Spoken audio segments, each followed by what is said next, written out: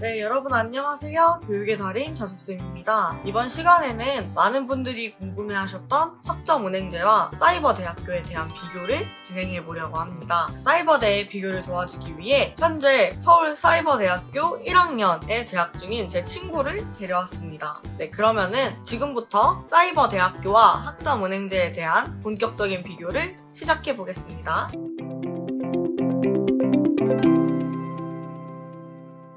네, 본격적으로 시작하기 앞서서 먼저 자기소개 한번 부탁드릴게요. 사이버대학교 법무행정학과 1학년 재학 중인 임원희입니다. 네, 그러면은 이제 서로 친구 사이니까 인터뷰는 편하게 반말로 진행하도록 하겠습니다. 그럼 첫 번째 질문. 사이버대학교 입학 시기는 어떻게 진행되는가? 사이버대학교는 1년에 2번 들어갈 수 있어요. 1학기인 3월, 2학기인 9월. 보통 2번 정도 하지 않나요? 학점은행제 같은 경우는 약간 다른데 이거는 온라인 학점은행제 한정이에요. 이제 오프라인은 보통 사이버대나 전교대학교는 동일합니다. 온라인 학점은행제 같은 경우는 이제 아무래도 다양한 개강반이 되게 많이 있어. 그래가지고 이제 학기별로 다양한 개강반이 있고 그 개강반이 월별로 또 있기 때문에 본인이 희망하는 개강반이나 희망하는 달에 맞춰서 수강 신청을 진행하고 강의 수강이 가능하다는 게 아무래도 학점은행제 온라인에서의 가장 큰 장점이긴 해. 그럼 매월마다 들어갈 수 있는데요?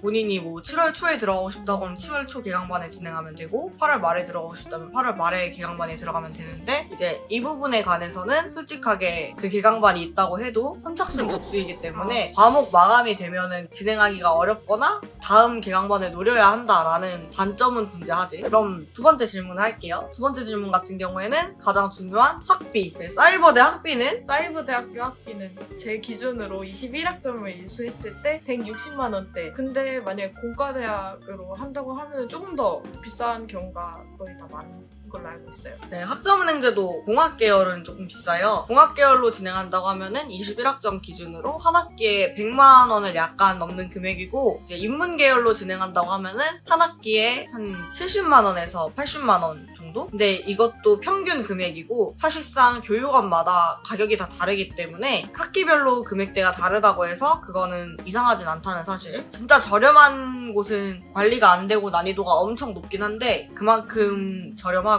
대신 꽈락이 날 수가 있어요. 이제 F 맞아가지고 재수강할 확률이 높아지고 좀 과목이 없는 과목을 가지고 있는 교육원 같은 경우에는 또 가격대가 되게 높은 편이고 평균적으로는 21학점을 진행한다고 하면은 한 학기에 70만 원에서 80만 원 정도 선에서 대부분 수강 신청을 진행을 하셔요. 세 번째, 수업 난이도. 수업 난이도. 이제 사이버대 같은 경우에는 아무래도 학점은행제보단 난이도가 조금 있다라고 생각하시는 분들이 있고 그만큼 약간 정규 대학 타이틀을 가지고 있잖아. 사이버긴 해도 이제 그 부분으로 사이버대를 선호하시는 분들이 꽤 있으시거든? 그래서 일단 수업 난이도는 어떻게 되는지. 수업 난이도는 전반적으로 교수님들이 잘 해주셔요. 근데 어려운 과목일수록 교수님들께서 더 잘 풀어서 설명을 해주시고 그러기 때문에 수업 난이도는 그렇게 어렵지 않아. 어렵다고 생각하기보다는 교수님의 재량과 학생의 재량이 같이 이제 합해져서 보통 난이도는 그렇게 어렵지 않다고 생각을 하는데 그래도 궁금하거나 모르는 게 있으면 수업 게시글을 통해서 이제 질의 응답을 할 수 있는 공간을 따로 마련해줘가지고 그 공간을 활용을 적극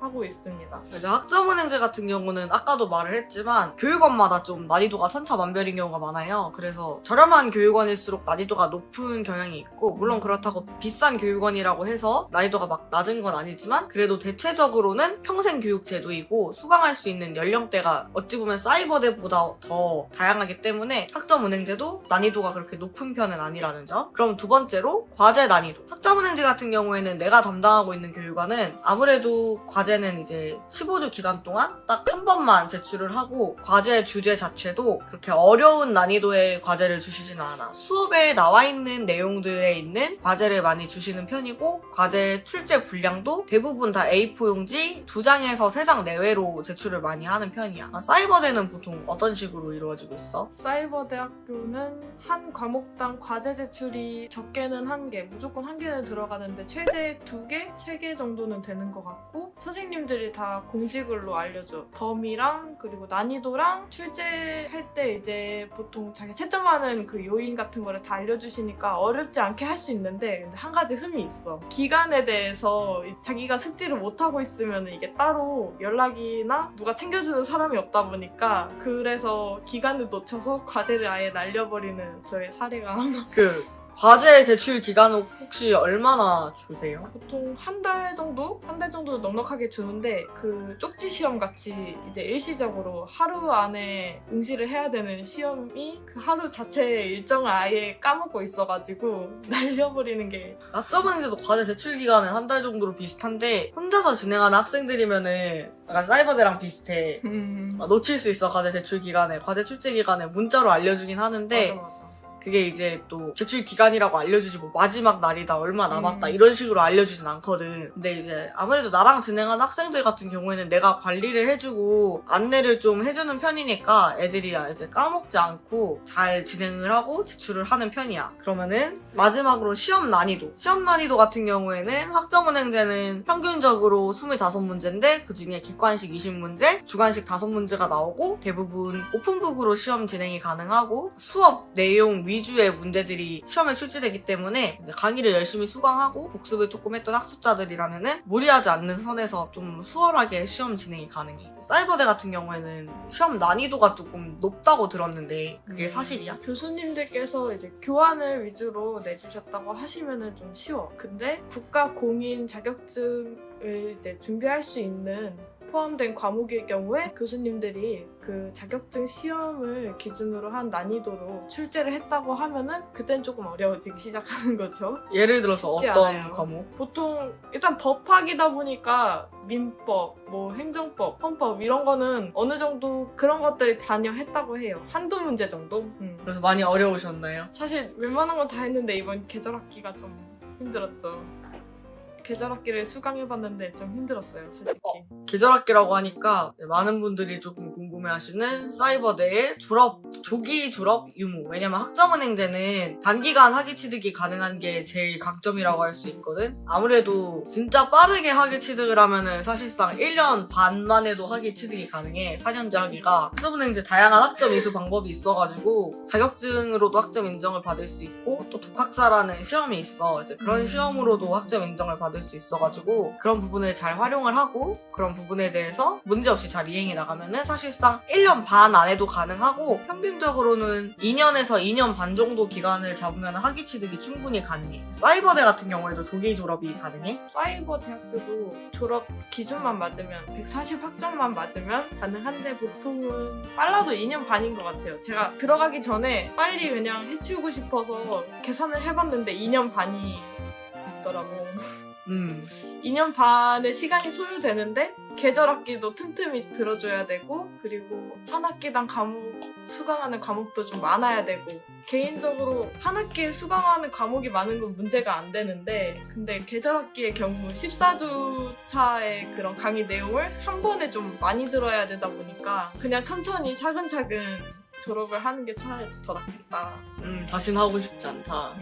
그럼 다음으로는 약간 학점은행제 단점을 한번 까내려 볼게요. 학점은행제는 사실 장학금이 없어요.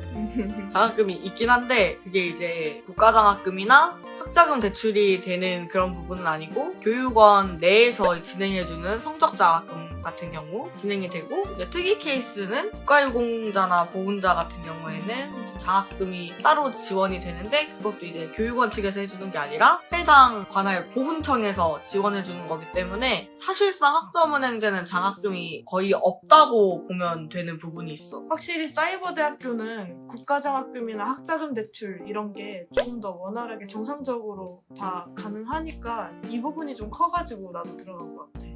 장학금 있어야 할 수 있는 자격이 되기도 했고 그리고 학교 안에서 하는 장학금 제도가 되게 다양하게 있어가지고 웬만한 학생들은 다 이 장학금을 혜택을 받고 들어가지 않을까 싶을 정도로 많아. 그러면은 학점은행제 알고 있었나요? 학점은행제는 사이버대학교 들어가기 전에 엠포털에서 이제 검색을 했을 때 항상 사이버대학교 들어가려고 검색을 하면은 옆에 학점은행제가 뭔가요? 비교돼가지고 계속 나오는데 사실상 학점은행제는 생각을 안 했고 알고만 있었다. 그러면은 이제 학점은행제 플래너의 존재 알고 계셨나요? 전혀 몰랐는데요.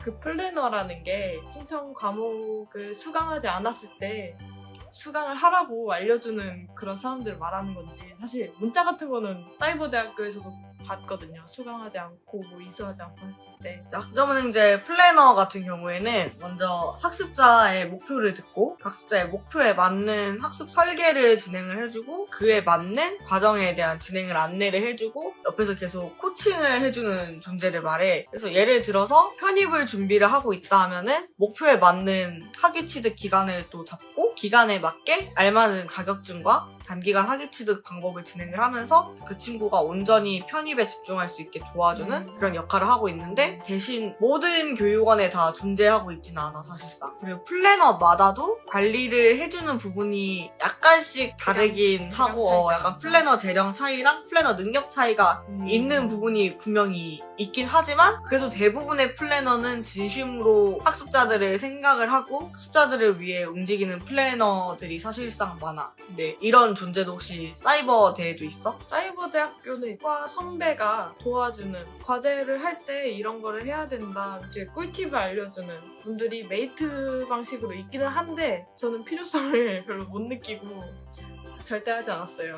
그러면은 이제 이것으로 인터뷰를 마무리를 하고 오늘 인터뷰하면서 느낀 점, 이제 학점은행제랑 사이버대랑 다른 비교해봤을 때 느낀 점. 사이버대학교 같은 경우에는 이미 직장을 갖고 계신 직장인분들이 학사 취득을 통해서 연봉 협상을 하기 위한 목적으로 다니고 있다면 나는 그게 맞다고 생각을 하지만 이렇게 메이트나 더 큰 레퍼런스나 관리 감독을 할 사람이 조금 더 필요하다고 느끼기에는 학점은행제가 적합하지 않았나.